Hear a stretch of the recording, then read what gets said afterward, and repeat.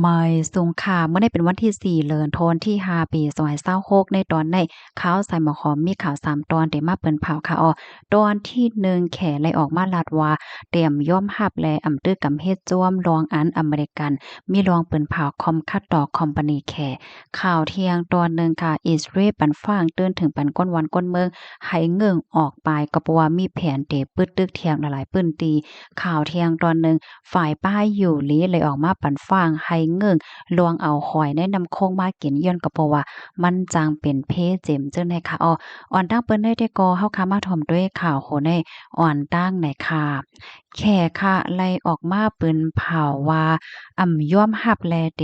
เฮ็ดจอมรองอเมริกันความคัดต่อคอมพานีแขเมื่อวันที่2เดือนธันวาคมที่5ปี2026ในมีข่าวงาออกมาว่าตั้งฝ่ายแขค่ะไล่ออกมาเปิ้นเผาว่าเดยอมรับและตื้อกำเฮ็ดจ้อมหนังขอความคัดของอเมริกันนะคะดีอันความคัดต่อคอมพานีน้ำมันแขนะคะอ้อมแขได้เรียกว่าเป็นก้นซื้อน้ำมันอันใหญ่อันนำของอิหร่านก็ว่าไล่เฮ็ดจังได๋ค่ะตั้งฝ่ายอเมริกันในก็คัดจ่ายตัดไล่ไหลลงปองจึงอิหร่านค่ะโดยการความคัดต่อโค้งถวงน้ำมันเหล็กของแขเดินนำมาในอ้อ ตั้งฝ่ายแขลาดว่ารองอันอเมริกันไล่ออกมาเปิ้นผ่าวคอมคัดต่อคอมมานีน้ำมันว่าสังว่าจังไหนเตยอมรับปยกเตตื้อกำเฮ็ดจ้วมไหนค่ะรองอันมาคอมคัดต่อ5นั้นก็มีรวงมักมัน5รวงแห่หาม5ว่าสังว่าจังไหนมันเป็นรวงเฮ็ดตั้งสร้างของแขเกี่ยวเลยรองป้ายมักมีรวงการค้าการขายจังไหนหันถึงว่ามันกึ่งงามนั่นน่ะเนาะปยก็หันถึงว่ามันมีรวงป่นแปนปักเปิงหมายมีลมฟ้าเฮ็ดจังนั้นก็เปิ้นนั้นแลแขได้ก็ที่ยอมรับและที่ตื้อกำเฮ็ดจ้อมว่าไหนค่ะอ้อ ตั้งฝ่ายอเมริกันค่ะก็คอมคัดต่อคอมบานีแคร์ตาสามคอมบานีในมีไว้ตีเว้งชานโตงค่ะยก็เทียงสองตีได้ก็มีไว้ต่างตีจังไหนออกเมื่อวันศุกร์ที่ป่นมานั่นไหนตั้งฝ่ายอเมริกันได้ก็ไล่ออกมาเปิ้นผ่าคอมคัดต่อคอมบานีแคร์เทียงค่ะรัฐว่าคอมบานีอันไหนซื้อเอาน้ำมันลิบอิหร่านในตั้งนำตั้งหลายสิบล้านบาร์เรลนะคะก่อสร้างรายปันอิหร่านในหลายแห่งล้านดอลลาร์อเมริกันนะคะอ้อไล่ฮู้ว่าจอมจึงโดนัลด์ทรัมป์ผู้นำอเมริกันค่ะมีขับหมายออกข้าวตั้งกว่าที่เมืองแขในเลินในอ้อสายงายเงาหลายเดี๋ยวจะเป็นหือในก็เฮาค่ะไปด้วยกว่าเที่ยงค่ะดอกข้อมูลตอนในคาลิปีมาที่ห้องการข่าว CNA ออกไว้ค่ะลูกดีข่าวเงาโหในสีแลกำในเฮาค่ะมาถ่อมด้วยข่าวเงาเที่ยงตอนหนึ่งค่ะตั้งปอตอนเลบานอนค่ะอ้อเมื่อวันที่3เดือนธันวาคมที่5ปี2026ในมีข่าวเงาออกมาว่าตับซึกอิสราเอลค่ะไล่ออกมาปันฟางตื่นถึงปันก้นหวานก้นเมืองว่าให้ไล่อ่อนกันไข้ออกปาย้อนก็เพราะว่าเตปึดตึกเที่ยง12เว้งและหมู่หวานตั้งปอตอนใต้ของเลบานอนเฮ็ดจังไหนอ้อกำนันแลไหนออกคอสั่งให้ก้นหวานก้นเมืองอันอยู่ไว้ตั้งปอตอนจังนั้นให้ไล่คลิปเนี่ยเถียวก็ปลายออกจังไหนค่ะ ตั้งฝ่ายรับซึกอิสราเอลค่ะเลยสั่งให้ก้นวันก้นเมืองในปื้นตีอันว่ามาจังนั้นไหนค่ายออกให้ไลห่างไกลตั้งปื้นตีอันเขาเปิ้นผาไว้นั่นตีเอมันได้1 กิโลเมตรจังไหนออกตั้งฝ่ายรับซึกอิสราเอลลาดว่าลองตีอันแลออกมาเปิ้นผาปันฟังตื่นถึงปันก้นวันก้นเมืองแลได้มีลวงปึดตึกกว่าได้ก่อในเปิดตาสารคัดจุ่มคิดปอนล่อไหนค่ะ ตั้งฝ่ายอิสราเอลลาดว่าจมเขาในเป็นเพอันจังทึกคึกต่อลวงมันกึมหนิมเศร้าเขาว่าในออกข้อมูลตอนในคาลิปีมาที่ห้องการข่าวอาจารย์ศิราต่างไว้ค่ะลูกดีข่าวเงาโหในสีแลกำได้เฮาค่ะมารับถมด้วยข่าวเงาเที่ยงตอนหนึงเนี่ยค่ะเอาเกี่ยวกับเลยลองหอยเนี่ยค่ะตั้งฝ่ายป้าอยู่หลีเขาปันฟังว่าให้เงิงลองกินหอยน้ำโคงโจกข้าวเมื่อวันที่3เดือนธันวาคมที่5ปี2026ได้มีข่าวเงาออกมาว่า ตั้งฝ่ายโพลงเรียนค่ะเนาะฝ่ายค้นคว้าฝ่ายป้ายอยู่หลีเขาเนี่ยค่ะไล่ออกมาเปิ้นเผาลาดว่าไหว้เสภูมิปนพรเขาค่ะเนาะก็ไล่เอาหอยในคณะส่งปันภูมิปนพรเขากดทัด หอยได้แต่ก็มันเป็นหอยนำโค้งค่ะนะตั้งป้อตอนเจะเว้งสุกเมยเจะตอนแม่ของสวนเฮ็ดจังไหนคะ